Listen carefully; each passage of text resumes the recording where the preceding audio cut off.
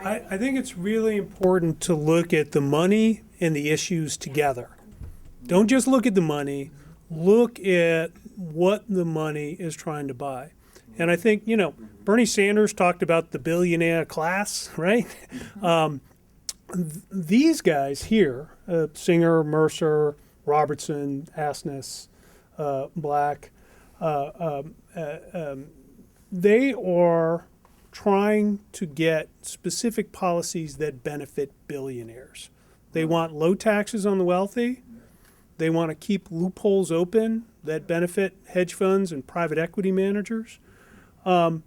There are billionaires contributing on the other side, and the policies that they are explicitly telling the public they want is to reduce the power of big money in politics, right? They want to end Citizen United.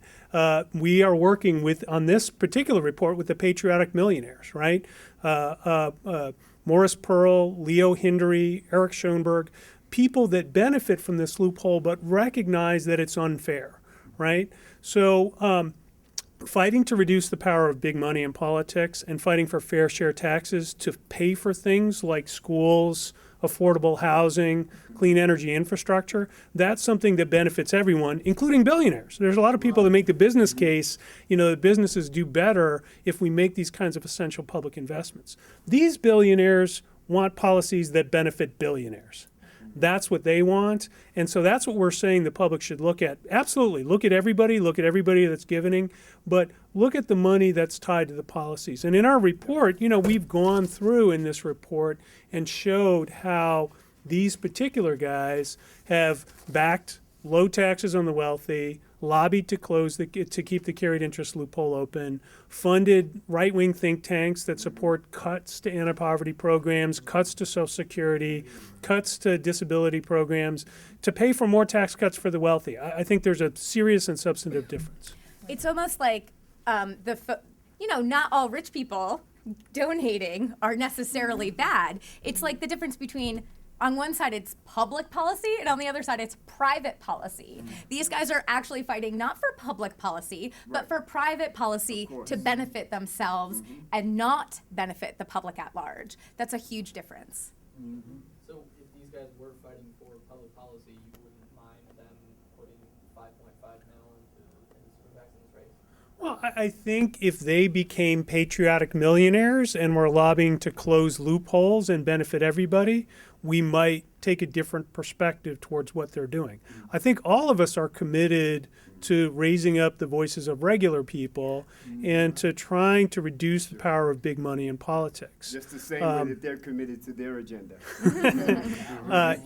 A lot of us have worked for small donor financing of state elections. Many of us have argued for the same thing post-Citizens United, if the Supreme Court overturns it, that a small donor-based public funding system for all elections would balance out the interests of the super wealthy and the voices of regular people. But, for right now, they're using campaign contributions to get policies that benefit them, and that's something that we think is an important issue in this House race.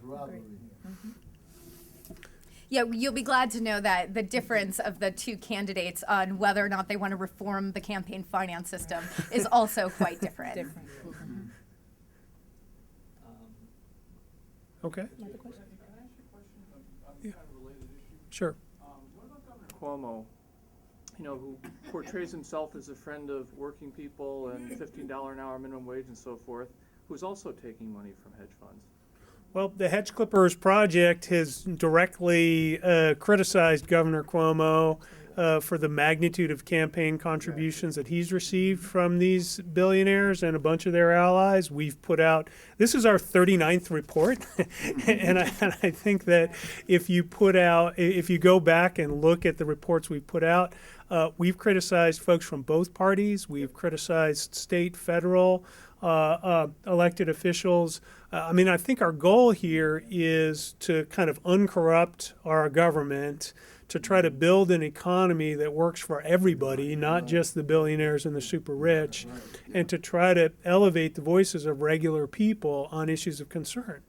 I think part of the pressure that was created around Governor Cuomo's dependence on campaign contributions from the billionaires may have contributed to his subsequent move for progressive policies. I mean, we're all in strong support of the $15 minimum wage as well.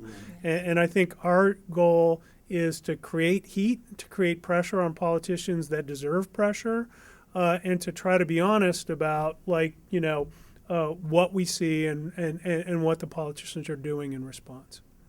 Well, is there any electeds right now in New York on the state level, in legislature or statewide office that do not take money from hedge fund people? There are, I off the top of my head, I can't give a dispositive answer to that, but, I've been looking at campaign contributions pretty thoroughly as part of this project, and there are plenty that don't. The question is these super PACs, right? The PACs and the super PACs that spend money whether the candidates want it or not.